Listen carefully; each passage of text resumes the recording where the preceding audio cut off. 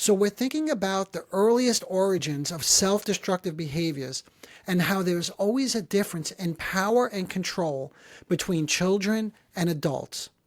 When these power differences are handled poorly, for example, by a narcissistically vulnerable parent who cannot relinquish control, the child attempts at doing what? What will the child do? They'll try to assert their own will, their autonomy or independence.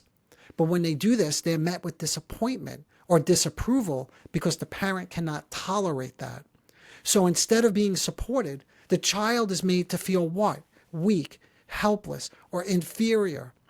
When those feelings become extreme, there's too much of a power differential, or consistent, they often carry with them a heavy burden of shame and humiliation. In other words, the child is made to feel like they're doing something wrong and that they're wrong. Not that they're just doing something wrong, but something is inherently wrong with them. So for example, I commonly hear things like this. As a child, this is what a child was told.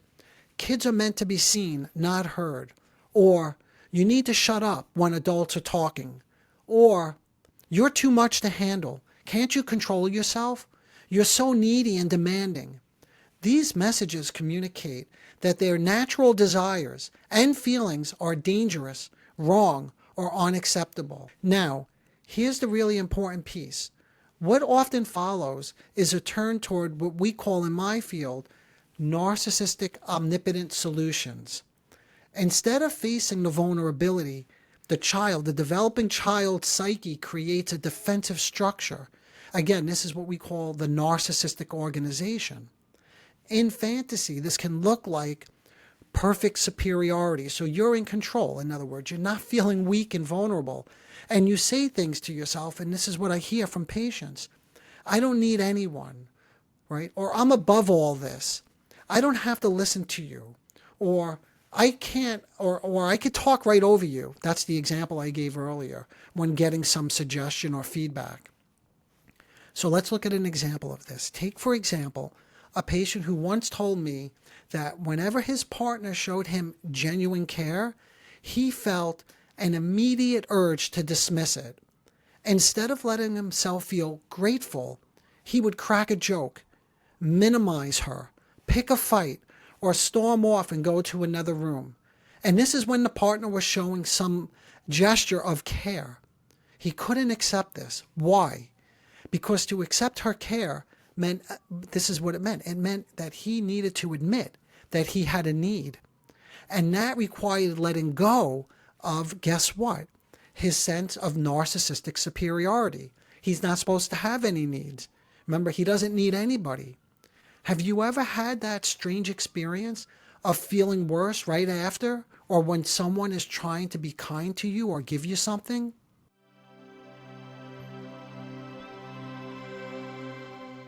Can you imagine that rejecting care, sabotaging something good, like that promotion at work, may come with an aggressive edge to it, as if the goodness itself has to be attacked or destroyed? Take, for instance, the patient I mentioned. Whenever his partner showed genuine interest in helping him solve a problem, he felt an immediate urge to dismiss it.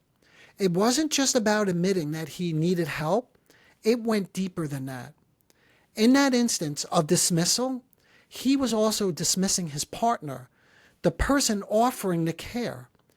There is something destructive in that response.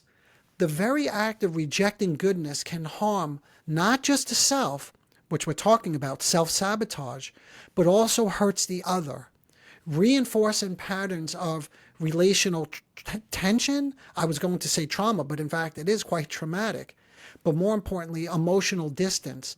So it breaks the relationship and sends a very important message to your partner. This is where the concept of envy comes in. I mentioned it earlier. In psychodynamic terms, envy isn't just wanting something that somebody else has. It's the discomfort or even the resentment, and that's a strong word, but it's the resentment that's triggered by another person's vitality, success, or ability to give without hesitation. That's the hug or the gesture of care. Something that that person, that example I gave, is not able to do. When someone experiences this kind of envy, receiving care can feel threatening. The good offered by another exposes gaps, vulnerabilities, and perceived deficiencies in the self.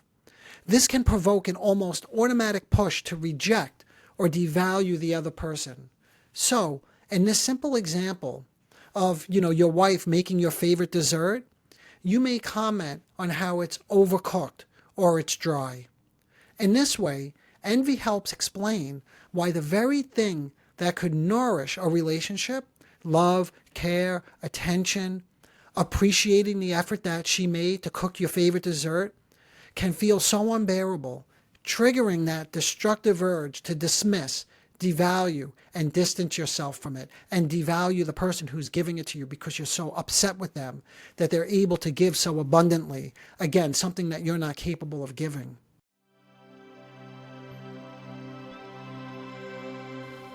To return to our central question, have you ever noticed how when things are going better in your life, or how small acts of kindness or attention can feel threatening instead of comforting? That was the central question. In my experience, this is one of the most important things you can recognize when caught in these destructive repetitions.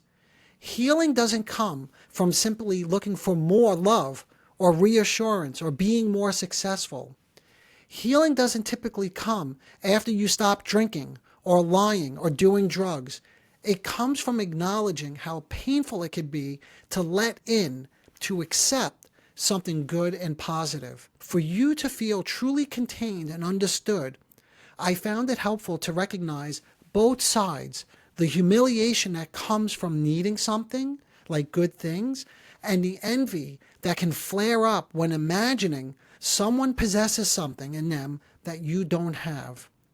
Naming this struggle without judgment, without judging yourself, that is, helps create the possibility of a different kind of relationship with others and with yourself. A relationship where goodness can eventually be received rather than devalued and attacked. What does that actually look like, you may now be asking? A patient once told me that when he turned to his wife for guidance, he suddenly felt annoyed and then angry at her, saying, "You don't really get it." What was striking was that moments earlier, it was clear that she was truly listening to him and thinking about his work-related problem. She seemed to have actually understood something important about his struggle, and for a brief second, he appeared relieved. But that glimpse of being helped, of feeling understood, quickly morphed into humiliation, again because of these narcissistic vulnerabilities that I mentioned earlier. He then needed to attack the moment of goodness and clung to the idea that she didn't understand him, highlighting all the bad aspects of the relationship while keeping the positive, the good parts hidden, even from himself. This is one way humiliation operates in the repetition compulsion. That's the repeating these destructive patterns. You may long for and turn to someone for goodness, but when it appears, the experience of lack is too painful. Envy and shame rush in, and the goodness is either denied, devalued, or concealed, again, until you could start to accept and bring that into yourself, into your life.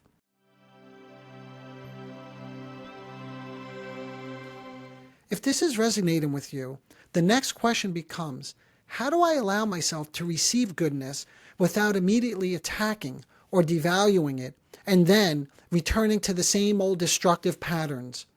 How do I notice the envy, the shame, or discomfort that arises without letting it dictate my reactions? From a psychodynamic perspective, it's about recognizing and working with the underlying dynamics, such as the fear of dependence that I mentioned, and the humiliation that arises when you encounter goodness. In my work with patients, I may gently comment on or invite them to reflect on what I notice. That's the protective armor, what is known as the psychic retreat, that they pull away, in other words. They use this to shield themselves. This is when they retreat, like I mentioned earlier, to the room when they're getting something good. It's as if they're saying, if I let something in, it might feel too dangerous. And this is what I begin to encourage them to reflect on. As we explore your armor together, we begin to see what's underneath. A terror that your feelings of love, care, or need will be mocked or ridiculed. Allowing yourself to need feels vulnerable, especially for people with narcissistic vulnerabilities. Here lies the humiliation, the very act of opening up to goodness, of giving or receiving care, triggers shame, fear, and the anticipation of being humiliated, to name just a few of the feelings. Can you imagine, at this moment, turning back to chaos, to drinking, drugs, and affair can feel more appealing than facing the painful underlying feelings?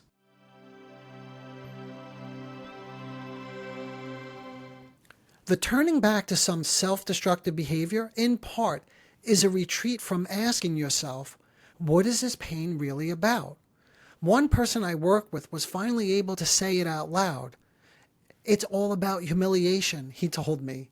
That recognition captures one of the hidden forces driving these destructive patterns and gives us a starting point for real change, for helping you gradually tolerate the goodness that you long for without feeling crushed by the shame and the envy and the things that lead you to these destructive patterns.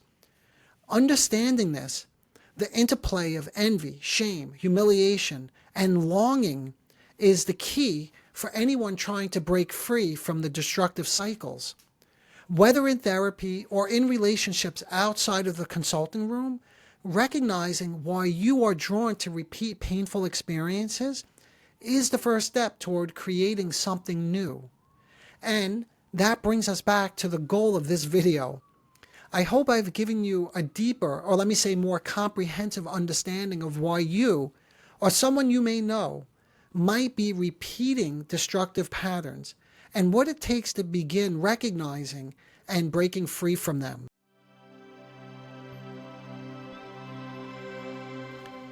As always, there's still so much more to say about this, but we have to stop here for now. If this spoke to you and you're curious to learn more about self-destruction or any aspect related to narcissism, please support the show by subscribing so you don't miss what's coming next. Okay, thanks for being here with me. I'm grateful we got to explore this one together. Until next time, take care of yourself. Bye for now.